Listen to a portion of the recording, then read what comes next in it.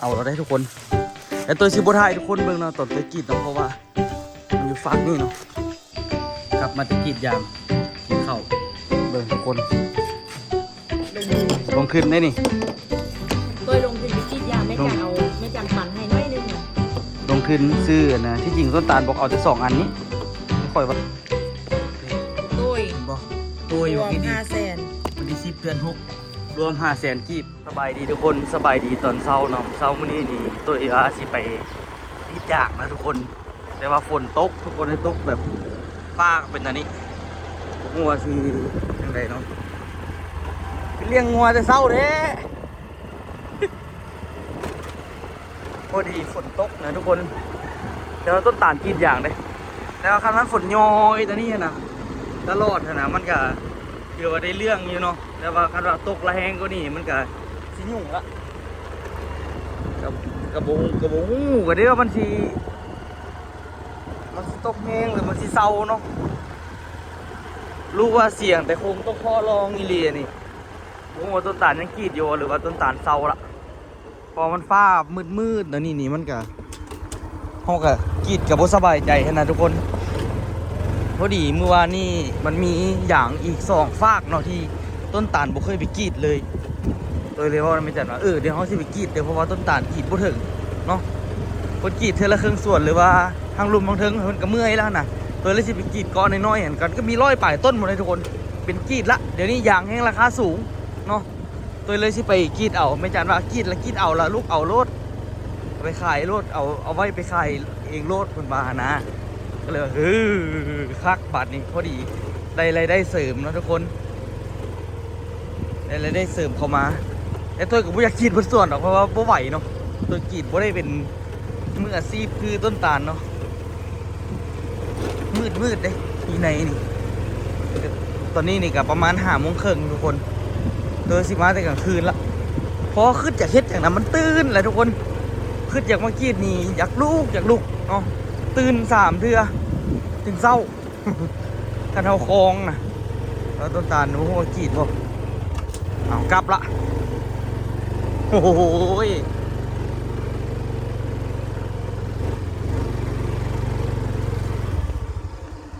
ต้นตาลกลับเฮือนจ้อยเนาะบ่กล้าขีด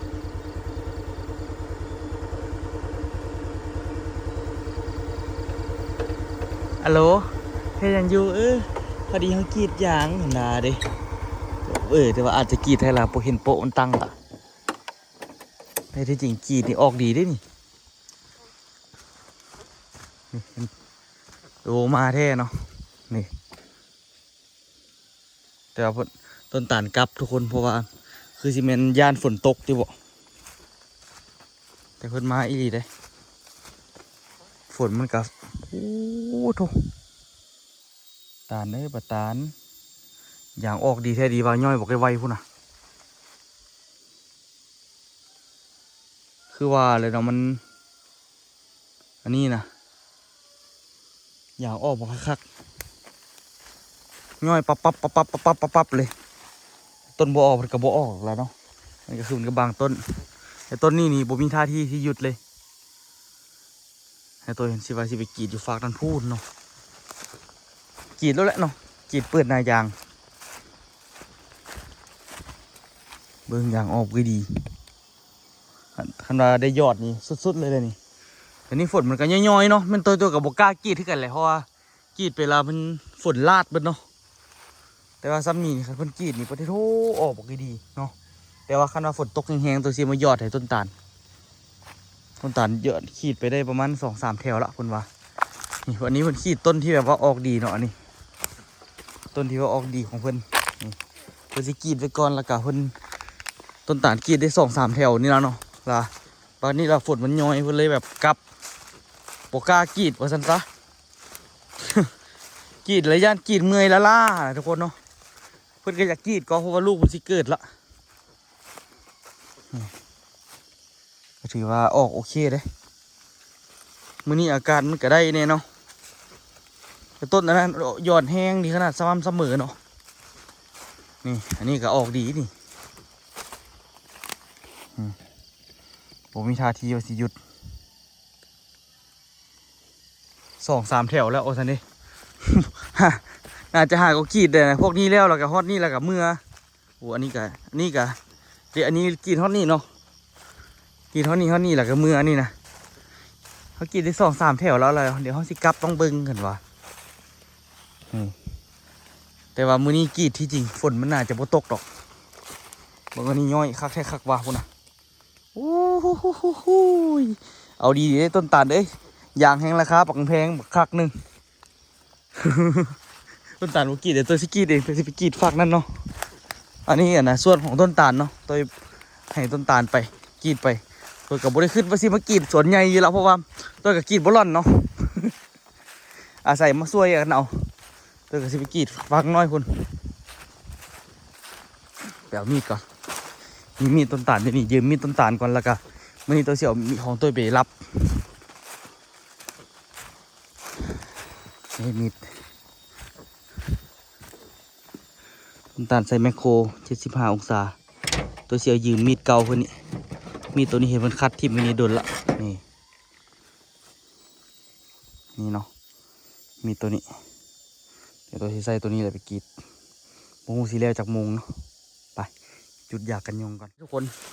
แต่ตัวชิบะไทยทุกคนเบิ่งเนาะตอนตัวกรีดเนาะเพราะว่ามันอยู่ฟากนี่เนาะมันอยู่ทางนี้เนี่ยมันถ่ายบ่ได้ทุกคนกรีดยางจะไปตั้งกล้อง เลยล่ะฟากนี้ต้นตาลยังไม่ได้เปิดนายยางจักบาทเถอะตัวเสียมาเปิดมื้อนี้นี่แหละฝนก็ตกย่อยๆอยู่ต้นตาลกับโบกล้ากรีดกับเงินเรียบร้อยเปิดอัดลาดเนาะเดี๋ยวตัวจัดการเองโอ้โหตัวนี้มันต้นตาลกรีดวะคือสิบุกรีดเนาะหน้าเก่าละจัดการเลยเนาะมันสิเริ่มจากตัวนี้แหละไปตอนนี้ไปทางนั้นมีประมาณ100 ปลายต้นนี่แหละก็ถือว่าเติมหนึ่งอยู่เนาะเดี๋ยวซอกโปะมาใส่ตัวนี้ก่อนรู้สึกว่าหนามันหมดแล้วโอ้มันก็มีอยู่นี่เนาะแต่โปะมันแตกยามันเนาะพอมาบริมากรีดอันนี้จนเกาะเกี่ยวฮะตัวสิลุยแล้วเลยทุกคนได้ไป2 แถวแล้วทุกคนเกาะนี่สิแล้วล่ะ ถ้าเป็นต้นตาลแล้วไปฝากคุณแต่ดนละทุกคนตัวยังมือใหม่เนาะค่อยๆไปเดี๋ยวเฮ็ดอันนี้แล้วเดี๋ยวสีซอกมีดไปให้ต้นตาลเฮ็ดให้เนาะแปลงให้มีดใหม่ๆไปลุยต่อแล้วละทุกคนเลยใช้เวลาโดนย้อนอย่างโดนย้อนซอกโปะซอกริมบ่เห็นทุกคนเลยค่อยๆง่ายนั่นแหละหัวบ่อันตัวขีดในน้อยๆนะซ้ำต้นตาลขีดครึ่งหนึ่งอันนี้ ต้นตาลขีดไวเลยตัวขีดซ่าเนาะแต่ฝนมันก็ย้อยๆมาอยู่แต่ว่าตัวกับบุได้ซีเรียสเนาะแต่ว่าก็อยากได้อยู่แต่ว่าคันมันลาดตัวกับบุซีเรียสเพราะว่าตัวตั้งใจแบบว่าเปิดหน้ายางมันซื้อเพราะว่ายางตัวนี้ยังบ่เคยเปิดจักบาทเนาะตั้งแต่โดนแต่นานละอันนี้เป็นครั้งแรกที่ว่าตัวขีดแล้วตัวซีเอาไปขายเองเนาะ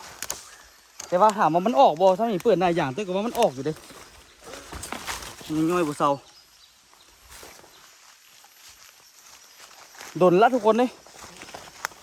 ตัวกับที่ท่ามันประมาณจัก8 โมงครึ่งนี่แหละที่มายอดได้ก็ได้บ่ได้ละก็แล้วเนาะกดลาดละก็แล้วที่จริงกับพวกนี้ก็ยอดเลยก็แล้วละก็ได้คือกันเนาะมันหยุดแล้วเนาะคือว่าอะไรทุกคนอย่างมันหักก็เปิดไปซะ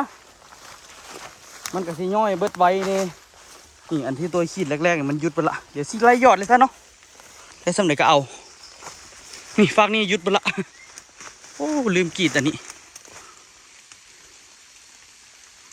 สิเปิดทิมไปไว้เนาะลืมกรีดเลย2 ต้นเปิดทิมไปไว้แหละเปิดหน้ายางเนาะฟากนี่กรีดนี่โอ้ยยางมันไกลไล่ทุกคนเนาะเพราะว่าตัวนี้กรีดหลายมีดละเปียกเบิดทุกคนเลยแล้วตอนนี้ลืมกรีด2-3 ต้นเลยแต่กรีดคืนแล้วเมื่อกี้แต่ว่าถ้าเบิ่งจักหน่อยเนาะตัวสิยอดนำกดให้ต้นตาลที่ต้นตาลกรีดไปแล้วเลยเพราะว่าให้มันได้เลยเนาะต้นตาลคือที่ผมไม่ยอดดอกเพราะว่าฝนตกเนาะเพิ่นก็น่าจะฝนลาดแล้วแหละวันนี้เดี๋ยวตัวสิยอดให้เพิ่นเลยมันหยุดเลยดิหยุดแท้กันยังโยดอยู่เว้ยแต่ก็สิยอดให้เลยเนาะเดี๋ยวยอดน้ำกดก่อนละกัน ตัวกระสีไหลหยอดตัวนั้นหน่อยนึงได้สำเร็จก็เอาเนาะแล้วก็สิกลับละหยอดให้ต้นตาลก่อนเรียบร้อยออกทอเหี่ยวแมวมีแต่อิดเต็มกระตีบละเอาพักกุดง่องเนาะเปิดกันมาเรียบร้อยละเสร็จภารกิจละคือว่าฝนโบราณเนาะ แต่ว่าตัวเปียกเบิดเพราะว่าหญ้าอย่างมันเปียกแล้วก็เหื่อห้อมเนาะบวกกันไปเรียบร้อยเสร็จแล้วบ่เปียกไอแหละอยู่กลับเงินไปนี่จบภารกิจละเปิดนะนี่ทิมปะไว้ละบัดคันมืออื่นคันมีน้ำยังบ่ทันเกิดกับ่ทันเจ็บท้องกะมาอีกเนาะมาเปิดทิมปะไว้มีน้ากลับมาพุ่นละเสียแท้แบบนั้นเปิดทิมปะไว้ประมาณ4-5 มีดพุ่นแหละทุกคนอย่างจังสิออกอันนี้มีดทำอิฐเนาะมีดทำอิฐอีหลีต้นตาลกับมีดเปิดไปประมาณเกือบ20 มีดแต่ที่จึงสิออกดีครับวันนี้กลับมาตะกีดยางกินข้าวผัดเนาะความเผ็ดข้าวผัดไว้เดี๋ยวประมาณหมูหัวมีนาสิไปเกิดตอนไหนแต่ว่าช่วงมีนาวันไปเกิดสิกีดปกติเนาะแต่ว่าไปเกิดมานี่โอ้เสียแท้คักๆแค่เบิ่ง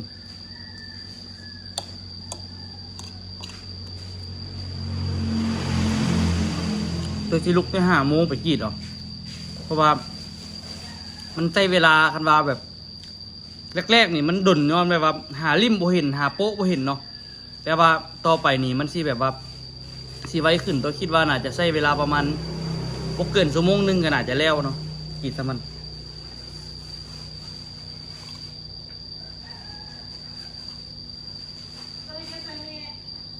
จะกินข้าวทุกคนสิไปลองรับมีดตรงมึงเนาะโดยซื้อมีดใหม่ซื้อหินรับใหม่เนาะโดยเบิ่งในอินเทอร์เน็ตรับวิธีรับมีดเป็นยังไงคน ลงทุน ลงทุนได้นี่ ตัวลงทุนไปกรีดยางแม่จันเอาแม่จันปั่นให้น้อยนึงอ่ะ ลงทุนซื้อนะที่จริงต้นตาลบอกเอาแต่2 อันนี้แต่ข่อยว่าอันนั้นตัวใหม่มันต้องเอาหินหยาบอันนึงแต่ว่ายังบ่มีข่อยสิไปตีอันนั้นก่อนไปตีตัวไม้อ่ะนะยองมีดนะแล้วก็เทตังนางดีๆเห็นไหมยองอันนี้ก็คือราคาเท่าไหร่195 195อันนี้เท่าไหร่ 45 อันนี้ 45 คูณ 45 คูณ 3เท่าไหร่ 3คูณ 3ออก135 มีดเด้ บวก195บวกน้ำยาง170พอดี50 อ๋อถูก ลง มึ ทุ ง น ดู 1,000 บาท เขียนมึงดูจะเขียนไว้ใส่ โอ้เขียนไว้ปื้มติดหนี้ ติดหนี้ก็ทุกคนขายยางแล้วจึงสิมาจ่ายนี่ ตุ้ย เห็นบ่ตัวอยู่ รวม กี่ดี 500,000 วันที่10 เดือน 6รวม500,000 กีบนี่คือการลงทุนเนาะโอ้ยังสิได้ซื้อนั่นก็ซื้อยาอุดยุง ซื้อกระถางนะห้อยก้นอีก ถังห้อยก้นมันมีแล้วอยู่นี่เราก็จะเอาอยู่นี่ไปนี่เวลาสิได้เอาไปเพราะว่าสิได้ซื้อน้ำกรดอีกนี่เพราะว่าไปแล้วเฮ็ดของไปของมันเด้บ่ต้องกันแบบว่าใส่น้ำกันท่านนะแต่มันจะมีปัญหากันอยู่บนเดียวกันจะว่าเวลาเอาน้ำกรดแต่เอามือเช้าเขายืมของตาลดาเฮ็ด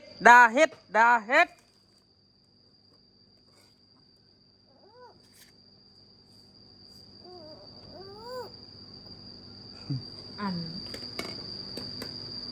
ที่ได้อยู่งวด1 ล้าน หึ อ่ะ60 โลคูณ สุดนี้นี่จะสู้หวังว่าสิได้เอาคำเปิดหน้าอย่างไหม 60 โล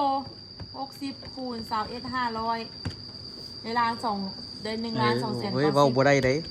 แม่ว่าเกาะนะท่านได้เป่าหนึ่งเต็มยัดเต็มแม่ว่าแม่เคยไปยัด เป่าเดียว 50 โล 50คูณ500ได้1 ล้าน75,000 ก็เรื่องล้านวะนี่เราก็เลยต้องมีเหลือ500,000แต่ว่ามันเป็นไปบ่ได้ดอกเพราะว่ายางหาก็เปิดหน้าเป่าหนึ่งก็น่าจะบ่ได้ซ้ำเว้าบ่ได้ได้ข่อยกลับมาแต่นข่อยคาใจได้มีนาแหละเดี๋ยวนี้นะ ก็คือกัน คณะมีนาไปเกิดแล้วข่อยสิจัดการคักๆเบิ่งแต่ว่ามื้อนี้สิมาลองรับมีดลองเบิ่งเนาะทุกคน แต่ว่ายัง บ้านนี้อันโครงการอันนี้จะได้สนะ โครงการอันใดเฮ็ดอันนี้นี่เอาก็เฮ็ดเอ้ยข่อยก็นอนพักผ่อนแล้วก็นอนพักผ่อนจัก20-30 นาทีแล้วข่อยก็เฮ็ด ไม่จันที่จริงท่านยามเนี่ยมันเป็นยามฝนทันขี้ยามเดือนละขี้ แม่น ฝตก แม่นไปขีดอันนี้มื้อเดียวกันแล้ว ข่อยแต่ข่อยบ่อันบอกเลยข่อยบ่อยากขีดเบิดส่วนดอกข่อยอยากขีดแต่ซ้ำนี้แหละ เล็กน้อยตัวนั้นนั้นจะเอาไปเปิดไหม ตัวใด ตัวอันส่วนนั้นเอนะตัวสดานะ ข่อยบ่มันปานนั้นดิบ่แท้ก็ฮู้ว่าสิมันซำใดอ่ะเดี๋ยวไปลองรับมีดลองเบิ่งทุกคน โอ้เธอจะเป็นย่าง ใส่สามอันนี่ ด้วยเด้ เว้าบ่ได้ก็เพราะว่าข่อยเปียกปัดข่อยเคยกรีดยางแล้วน้ำหนักข่อยลงแท้ลงว่ะ แค่เลย เว้าบ่ได้บางทีข่อยจอยก็ไม่แต่ข่อยอยากได้นั่นเว้ยข่อยสิไปหาโอ้ยถ้าข่อยมีเลื่อยนี่สบายเลื่อยข่อยสิเฮ็ดตัวน่ะตั้งคือของตาลน่ะนะบ่รับ มันเจ้าซื้อเรื่อยนั้นมาจะเฮ็ดรีวิวแม่แล้วรับออเดอร์แม่คำพูดเดิมเอาแล้วเจ้าก็สั่งมาแต่ไทยเฮ้อ คักก็เลื่อยนะ รีวิวแม่ คักอีหลีก็เจ้ากระทายคลิปไปข่อยแม่เจ้าก็ซวยข่อยแม่ งูแล้วมา เจ้าก็เอาลงเพจเจ้า โบลิน แม่นผู้ใดอยาก เขาก็ ได้ บอกว่าราคาเท่านี้ แต่ว่าผู้เดินสิเอาแล้วเอามาตามออเดอร์เขาไม่ได้เอามาสต็อกของกับว่าเท่านี้ แม่น เพราะว่า ต้องได้ใช้เวลา แต่มันไปดีว่าสิได้ออเดอร์ประมาณอันนี้เท่านี้ทิศแต่ว่าคันถ้าผู้เดินเอาต้องได้มัดจำเงินก้อน อืม เอาขายในบ้านเท่านี้ก็ได้ แม่นแล้วข่อยว่า เนี่ย นะ ผมอยากให้ลูกลิ้นน่ะ เดี๋ยวนี้ข่อยสั่งน้ำยาอันนั้นมาพร้อม แล้วข่อยสั่งข่อยอยากได้ผงอันนั้นพร้อมข่อยสั่งแล้วเมื่อคืนนี้ผงเฮ็ดให้อย่างมันแข็งได้น้ำหนักดีฮะนะผสมกับน้ำกรดฮะนะใส่น้ำกรดอยู่แต่ว่าเขาเอาผงตัวนั้นไปผสมอีกเฮ็ดให้อย่างมันนั่นน่ะบ่ติดโป๊ะแล้วมันก็แข็งดีฮะนะน้ำหนักดีมันอย่างสิเนียนถ้าเบิ่งข่อยสิทดลองวันนี้เราข่อยสิขายพวกอุปกรณ์พวกนี้นํแต่ก็คันข่อยกรีดแล้วล่ะมันออกดีมันได้รับผลดีแล้วข่อยสิ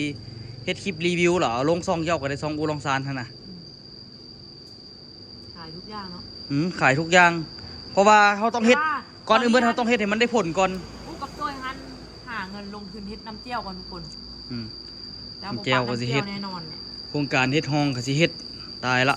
อันสิแต่ว่าข่อยสิไปเร่งเฮ็ดอันน่ะตัดอันน่ะตัดหญ้าตัดหยังอยู่อันนั้นให้มันแล้วก่อนมื้อนี้แหละสิตัดนะ ใช่ใช่ นี่ตัดต้นไผ่ต้นหยังให้มันแล้วข่อยสิไปแปลงจักตัดหญ้าดีๆแล้วก็ให้มันแล้วแล้วข่อยก็สิเริ่มมาเฮ็ดอันนี้ละเฮ็ดคลองนี่ละเฮ้ยมันหยังก็ยากเว้ยหลายอย่างโพดแต่ข่อยก็สิได้ปรับปรุงระเบียบตัวเองให้มันหลายๆกว่านี้สิพยายามตื่นแต่5 โมงให้มันลึงอะนะ หืม ไปเดี๋ยวลองรับมีดลองเบิ่งทุกคนเดี๋ยวมาลองมั้งนะทุกคน อันนี้คือตัวกับบุเคยรับนี่จักเถื่อเด้อบุฮู้ว่าสิผิดหรือสิถูกเนาะ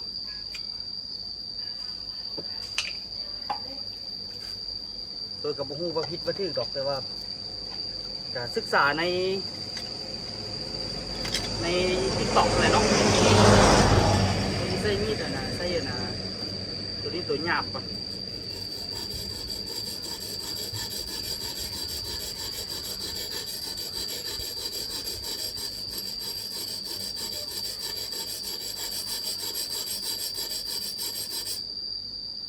โทษมันคือหายไปไวใช่เนาะมันคือออกไปไวใช่อันมักหินอันนี้ตัวเฮ็ดถึกอยู่บ่วะ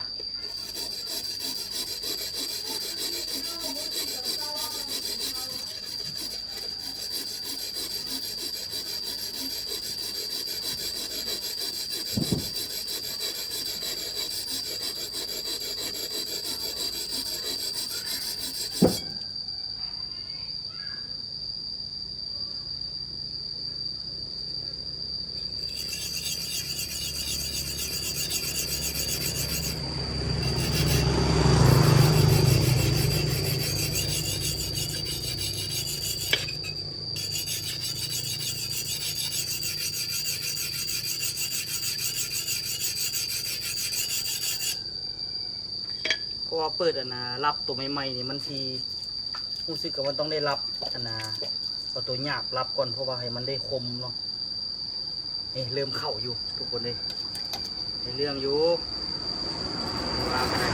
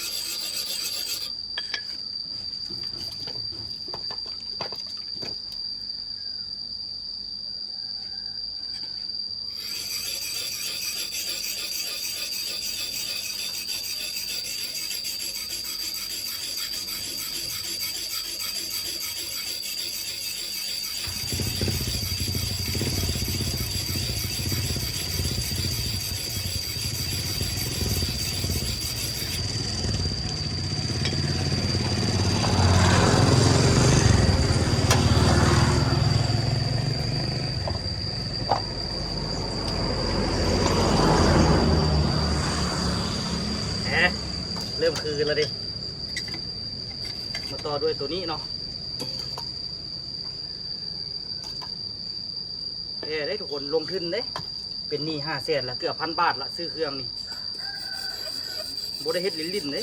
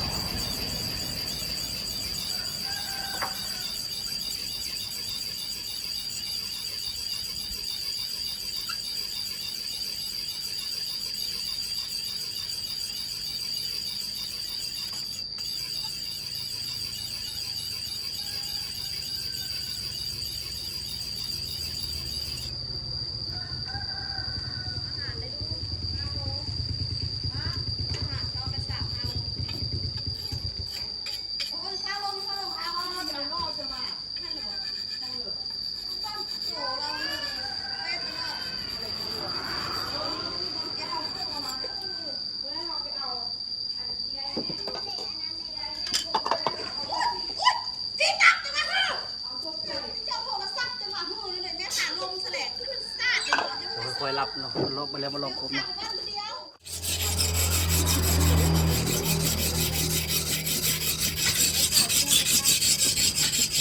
โถคือที่กลุ่มถูวัดมือเลย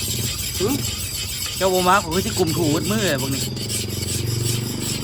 ถูว่าได้เขาว่าบุคักกี่เลย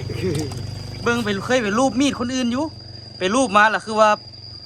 มีดจะคือเบิ้งงูเขาเบิ้งแต่แบบนี้เบิ้งมีดเขาแย่งโคมใส่เขางูเขามองได้ข้าวเห็นข้าวที่แปลว่ายังประดันได้เลยใส่ข้าวนี่ข้าวแบบนี้นะเขารับนะเห็นข้าวนี่มันบุเข้าดินะแบบนี้นะข้าวบนเลื่อมปลายนี่วะบุเข้าดิเอาเลยเห็นยังไงบัดนี้บ่ให้มันเห็นเลยเบอร์มันเห็นเลยแบบนี้มันจะเข้านี่ในทางใส่บังดูเดี๋ยวทางข้างเบอร์มันเห็นเพื่อมันคมอันนั้นเดี๋ยวทางข้างนี่เห็นบ่แน่มันเป็นเม็ดข้าวนะแต่ว่าเข้าน่ะมันเข้านี่นะเอาตัวนี้เข้าแล้ววะตัวนี้นี่เข้าแล้วแต่ว่าเข้าหินหยาบซื่อๆยังบ่ได้เอาหินอ่อนเข้ามันกับบุคักมันจะใช้หินอ่อนเขารับตัวนี้มันได้แล้วจะไปเอาหินอ่อนเลยก็สุดท้ายแต่งเดือยนี่ต้องได้เอียงเขาต้องได้เอียงไปเลยแต่ท่านี้ก็ได้ทู่โอ้ถูงัดเนาะทู่งัดไปที่ได้ไปทำน้ำมันได้เบอร์จะทู่ไปมรูบุรีทู่ห้าไปมันกับบิดซ้ายบิดขวาเลยคันว่ามันบิดมาทางนี้ไล่เนาะน้องกระทู่ทางนี้ไปงัดไปทางนั้นแล้วก็แน่บึ้งคันว่ามันบิดไปทางนี้ไล่แล้วก็น้องกระทู่เอียงข้างไปงัดไปพอชี้หายไปหาบักตาลแล้วบักตาลนอนอยู่ก็เลยโอ้ลองรับบุกก่อนว่ะเปิดกระเบื้องน้ำอินเทอร์เน็ตในนึงแต่ก็คือบุคักไปเลยเนาะคักเลยรู้แล้วสำคัญมันลองมันนี่แหละลองมันนี่ให้มันช่วยมันประกอบชีพมันไป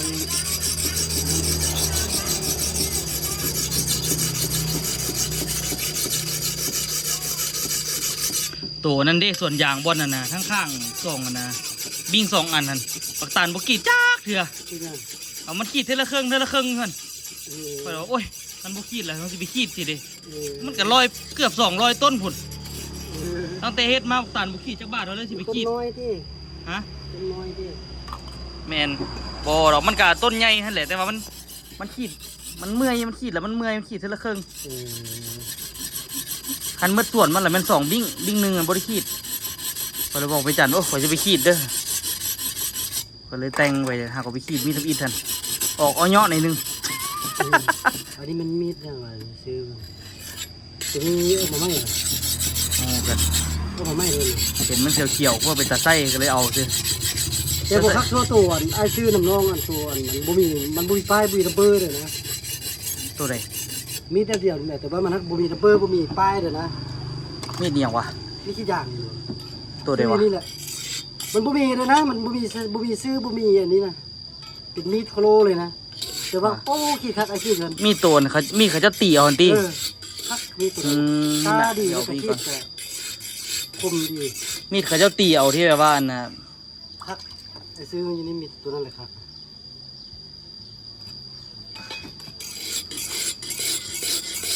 คักบ่คักคนต้องได้ลองขีดเบิ่งเลยเนาะจึงฮู้เนาะว่าคักบ่คัก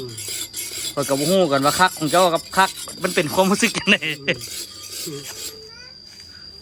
นี่ก็ได้ขีด รั ไป บ กั ก็เอา น กาแฟเซ็ตไปพร้อมมันจะค่อยมีดมันจะค่อยเข้าดนบางคน กะเล่มกันกะเล่มเปื่อยปะล่ะ บางคนขี้นั้นบนรับพดมาเซ็ตไปขี้แล้วจะค่อยมาเซ็ตไปเดี๋ยวไอ้นี่ขี้ต้นเดี๋ยวเซ็ตตัวนั้นมีเท่ากับเสียงมันกันแล้วขี้ง่าย เส้นระลับใช่ไหม ขี้แล้วก็เซ็ตออกขี้แล้วก็เซ็ตออกทุกมีดของเกียงแล้วมันก็เข้าดนแล้วก็นึ่งมามันก็บ่เปื้อนมันก็ลากมันก็รักษาง่ายเอาอันเบื่อเปื้อนเองมันก็นั้นนี่นะมันพูดถึงปิดก้อนโคโลคิเลที่ตะมีดเนี่ยขี้แล้วก็เซ็ตให้มันสิขี้ เอาผ้าอหย่างเซ็ตก็ได้ปะผ้าสิคือสิบวนเซ็ตก็ได้ปะ คันมันเซ็ตแต่ว่ามันสิขี้ยากกันบอกแล้วเอาจุ่มน้ำกรดทัน ฮะ น้ำกรดเอาผสมมัน แบบไหนน้ำยางบ่ออกล่ะจุ่มน้ำกรด บ่มีดนี่นะคันว่ามันติดมีดแล้วทู่บ่กัน โอ้ นึกน้ำกรดที่เป็นคักยอดปั๊บใส่นี่มันข้าวซั่วโลดน้ำกรดดิบยอดสินี่นะ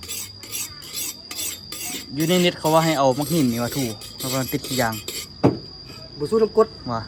แต่ว่าสู้ได้เด้วีผู้ใดเฮ็ดนะอันนี้ไอ้เฮ็ดเองนะ เออ ไอ้ลองเฮ็ดสิอันมีดนี่น้ำกรดนี่มีขี้อย่างเต็มๆยอดปั๊บใส่นี่ละลายไปนะ เรียบร้อยเห็นบ่ เรียบร้อยเกียงไว้เลยงามเซ็ตก็ง่ายฮัลโหลที่ยาบแล้วเลยฮัลโหลนี่ดอกเลย ไปใส่จังไดคือแล้ว ฮะ เบิ่งจังไดคือว่าจึงว่าแล้วหั่นน่ะ ยังบ่ทันแล้ว บ่หินหยาบหั่นน่ะเบิ่งว่ามันเพียงกันสิวะ เฮาทู่ให้มันบางซื่อๆหินยาบน่ะ โอ้ เฮาทู่ให้มันบางแต่ว่าทู่ให้มันบางแล้วก็ ว่าแรกๆอะมันหนาโคตรเห็นบ่ มันหน้าเนาะเขาบ่เขาบ่ได้รับมาดิ อืม เอานี่เฮามารับเฮาทู่ให้มันบางให้มันได้คมมันซื่อกะว่ามันได้คมเนาะมันได้คมกะว่ามันจักสุกเข้าละเบื่อเฮ็ดให้มันข้าวๆให้เห็นบ่เฮาจะค่อยมาลงหินตัวนี้บัดนี้ลงหินตัวนี้แล้วหินอ่อนตัวนี้แล้วจะค่อยมาลงหินตัวสุดท้ายเป็นตัวนี้ ตัวนี้เอาคมเนาะ ตัวนี้เอาคมมันเข้าให้มันแล้วก็มีดมันเลียนเพื่อมันปิดคืนนะตะเกียงดีตัวนั้น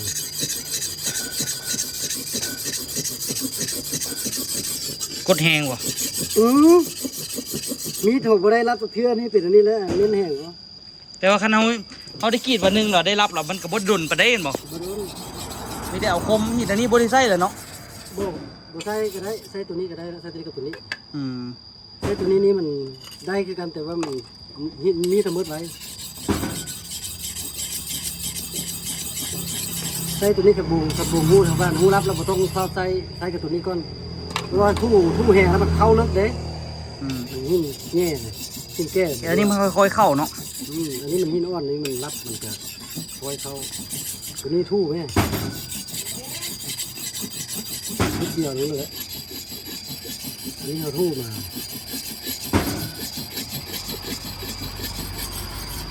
ปลามันที่เหี้ยงที่ก็ได้นะแต่ว่าเอาไปทางข้างที่ได้ประตูไปทางเดียวได้นะทู่มา เอาตัวนี้ก็ได้รับว่ะตัวนี้มัน รับมาทู่มาครอบมันเนี่ยกระทู่คือกันครอบมันรับมาที่แล้วกระทู่ให้มันเพิ่มเป็นคึกกัน โอ้รับก็รับแต่แถวไปปลายๆไว้นี่เลยเนาะ เอาทู่มันวางเลยสิเอาตั้งมีดสิเราต้องเอามาสิมาสิมันทึกเดือยนี้มัน อืมหลีกเดือยเนาะ ทุกคนมีดก็ได้ตัวรับคิดว่าคักละเบิ่งเรารับไปอีกเป็นชั่วโมงทุกคนเลยมีดใหม่ๆคือสิสุดๆเลยเราเฮ็ดให้จนแบบว่าโอ้พิลึกพูดแหละทุกคนเลยนี่ขนาดเป็นยังไงไว้เจอกันคลิปหน้าทุกคนเบิ่งมีดที่เฮ็ดมาเนาะนี่โอเคน้ำก้อนหวะเดี๋ยวให้เบิ่งก่อนเด้อให้เบิ่งก่อนเบิ่งนึงเดี๋ยวไว้เจอกันคลิปหน้าทุกคนเรียบร้อยแล้ว